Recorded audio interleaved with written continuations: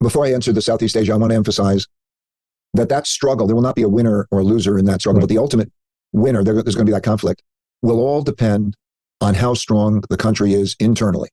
Got it. It will depend on financially how it's strong, productivity, how it's strong, and how people deal with each other internally to be strong. So both of those countries are going to struggle with each other, but their main struggle is an internal strength struggle, and that will determine how the external conflict goes. Right? And to answer your question, it's an opportunity more than a risk. But I'll give you the history. Right. Neutral countries in wars, there's winners, there's losers, and there's neutral countries. Neutral countries do better than the winning countries in wars because the winning countries get into debt, like the British won the war, but they were bankrupt. The United States made a lot of money because it entered the wars late. So all the gold that it accumulated, gold was money at the time. The United States accumulated 80% of the world's gold because it entered both World War I and World War II late.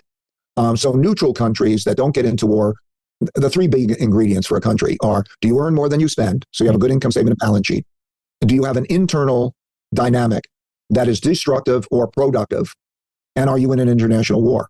And so when I look at the emergence of countries in the ASEAN region, of the nature of how Indonesia, Vietnam, Philippines, other those countries, they're coming up to have higher rates of capital formation.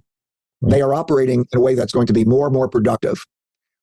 They are, if they remain largely neutral and can avoid being in that war, and that they will do well. Singapore is emerging as a almost Switzerland kind of capital for that for various reasons. And so that is an area of opportunity.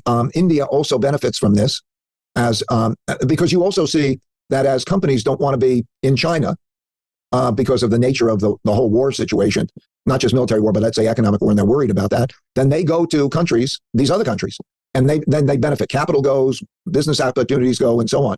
That's also, by the way, happening in the Gulf countries in the Middle East to some extent. So it is, by and large, a benefit if those three ingredients remain in place. Those three ingredients are, earn more than you spend, have a good income statement and balance sheet, work well together. So don't, eliminate corruption or minimize it, create the capital formation, create opportunity. And then number three is don't get in the war. That's great advice. I'm going to push on this, Ray.